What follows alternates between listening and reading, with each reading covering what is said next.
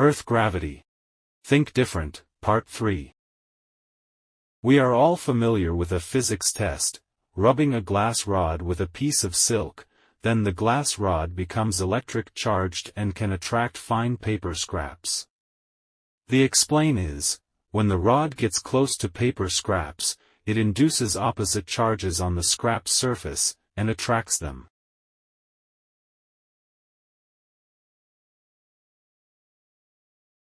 Likewise, after rubbing a glass rod with a piece of silk, then let the rod approach a small tap water stream will tilt towards the rod. The phenomenon is similar as rubbed glass rod attracts paper scraps. The charged glass rod induces opposite charges in the small water stream, makes the flow tilt toward it.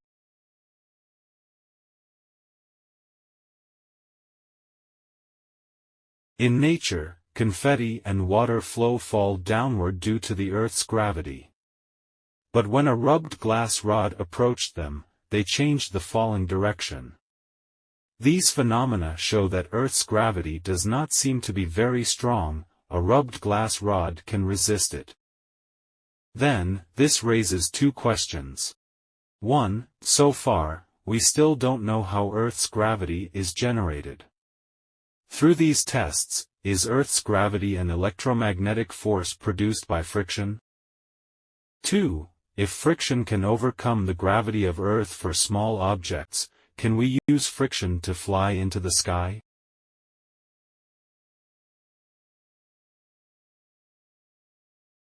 Question 1. Is Earth's gravity caused by friction? The Earth is constantly turning beneath our feet. It has a hard crust on the outside and hot, thick magma underneath. When Earth moves, the magma and crust also move. Since their densities and textures are very different, they can never move at the same speed. Solid crust moves faster, while thick magma lags behind. They are constantly tearing apart and sticking together at their contact surfaces, that is, constant friction. This creates electric charges on Earth's surface.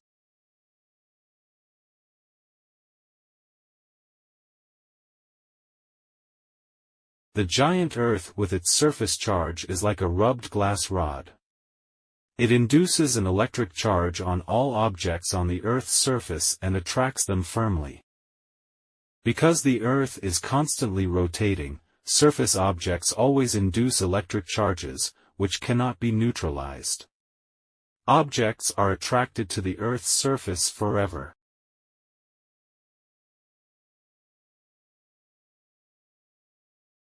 Earth gravity was first discovered by Newton.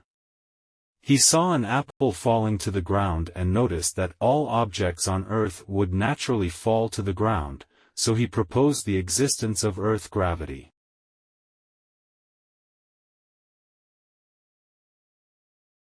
Physicist Cavendish further conducted torsion scale tests to study Earth's gravity. He placed two balls on either side of the torsion scale. As the two balls approach each other, the torsion scale deflects. A ball with a large mass results in a large deflection angle. A ball with a smaller mass results in a smaller deflection angle. Cavendish then calculated the gravitational force between the two balls through the angle of deflection. He proposed universal gravitation. Gravity exists not only on the Earth, but on all objects. The gravitational force between two objects is proportional to the mass of the object. Inversely proportional to the square of the distance between them.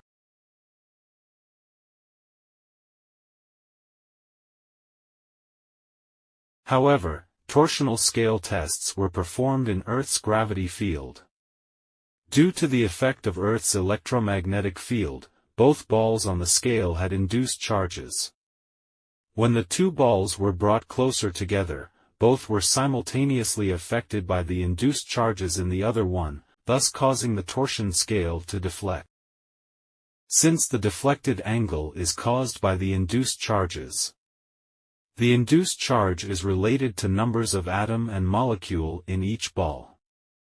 Therefore, it's natural to get the conclusion, gravity is proportional to the ball's mass.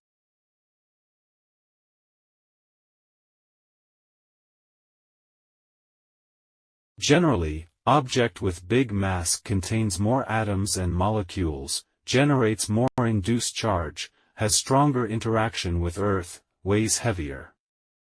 Objects' mass, weight and amount of induced charge are usually consistent with one another. The formula of universal gravitation is also similar with the formula of interaction electric force, which can prove that universal gravitation works through electric charges. From the above analysis, the fundamental reason that determines universal gravitation lies on the Earth electromagnetic field and the amount of induced charge in objects, not by the object mass. Therefore, gravitation is an electromagnetic force, which is generated by friction.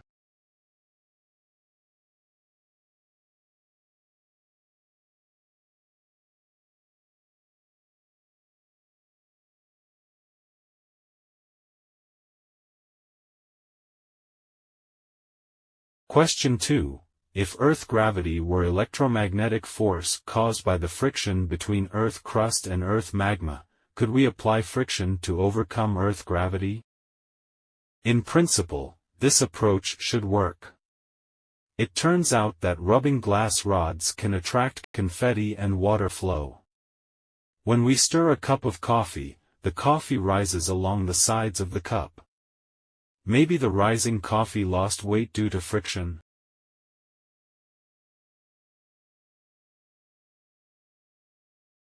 There is an experiment at the University of Sydney. When spinning a 19 kg discus, it can be easily lifted with one hand. Because when the discus rubs against the iron rod, the gravity of the Earth on the discus decreases, and the weight of the discus decreases, making it easier to lift.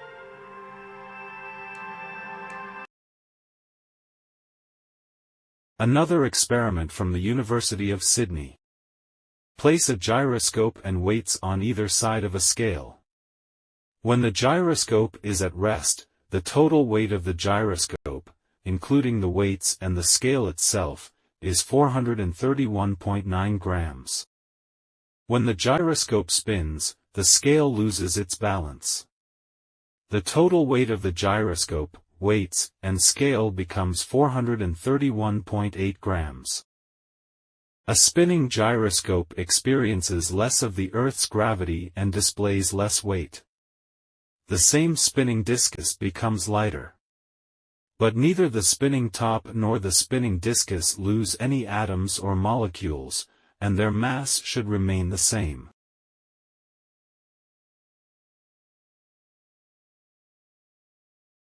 To date, all aircraft, rockets, and missiles overcome the Earth's gravity through Newton's third law: the opposite force equals the active force. When planes shoot large amounts of gas downward, they experience a force in the opposite direction, lifting them into the sky. The common features of all aircraft are: 1. As they rise, they push the air, producing shocking sounds and huge airflow. 2. It is difficult for the aircraft to quickly change its flight speed and direction.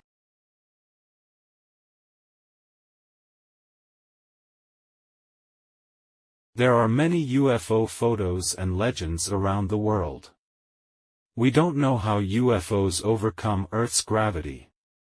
But they have the following common characteristics. 1. When a UFO prepares to rise, its turntable spins rapidly. 2. UFOs can float stationary in the sky and quickly change their flight speed or direction. 3. UFOs make very little noise when ascending or flying. 4. After the UFO left, the place where it stayed was shrouded in a strong magnetic field. The grass on the ground stood up straight, as if it had been pulled up by invisible hands. 5. UFOs emit strong fluorescence in the night sky.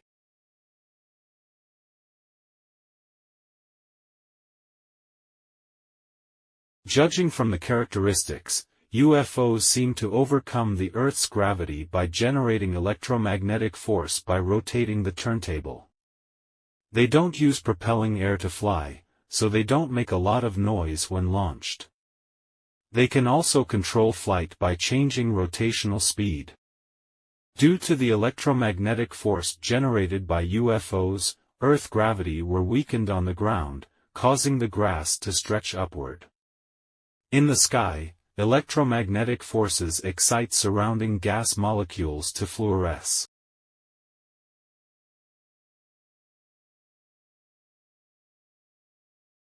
The famous crop circles are stunning for their precise patterns and sudden appearance. Just like the wise beings in heaven scanning the wheat fields using unknown methods. People found the fallen wheat stalks in the crop circle did not break, they just fell in certain directions. If Earth's gravity is an electromagnetic force, then trying to strengthen or weaken it could cause the wheat to lie down in a designed pattern.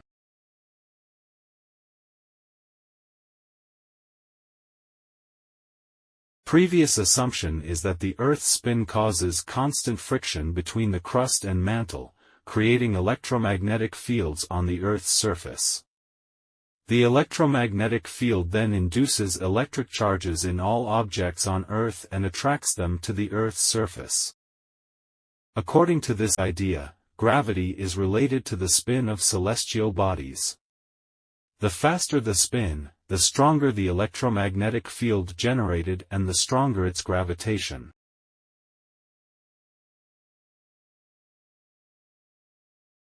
Referring to the stars in space, astronomers have found the white dwarf, J2056, spins at an extremely fast speed of 29 seconds per revolution. The high-speed spin causes severe friction between its surface and internal materials, generating huge electromagnetic field around the white dwarf. It has been determined that the magnetic field of the white dwarf is 10 to the 9th power Gauss. In comparison, Sun's spin speed is 27 days per revolution. Sun's magnetic field is averaging 1 Gauss. The light's color emitted by the two stars are significantly different. Sun's light is bright yellow, while white dwarf's light is dazzling white. Left, white dwarf, right, sun.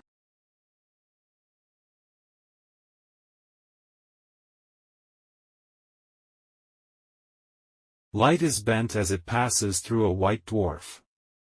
Astronomers believe the bending of light is caused by the gravitation of the white dwarf.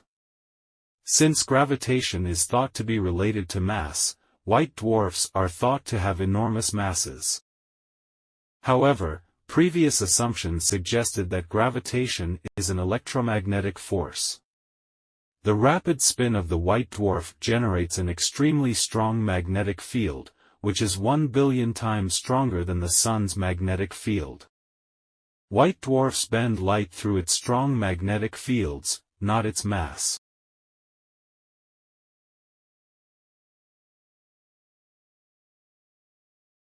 The bending of light in electromagnetic fields could also explain another phenomenon. When moon or sun is near the horizon, they always appear larger than when they are in the center of the sky. This phenomenon has puzzled people since ancient time. It may be explained by the fact that the Earth's surface carries electromagnetic fields. When moon or sun approaches the Earth's horizon, their light rays run almost parallel along the Earth's surface, pass through the Earth's electromagnetic field and are bent. This gives the illusion that moon or sun appears larger. When moon or sun is high in the sky, the light shines directly down and is not greatly affected by Earth's surface electromagnetic field, so their sizes seem to be normal. This phenomenon is especially noticeable in quiet or sparsely populated areas, where the rising moon appears very large. Since there are less dust or particles suspended in the air, the electromagnetic field is less disturbed and has a stronger impact on moonlight. In places with a large population and a lot of dust in the air, the electromagnetic field is subject to greater interference and has less impact on moonlight.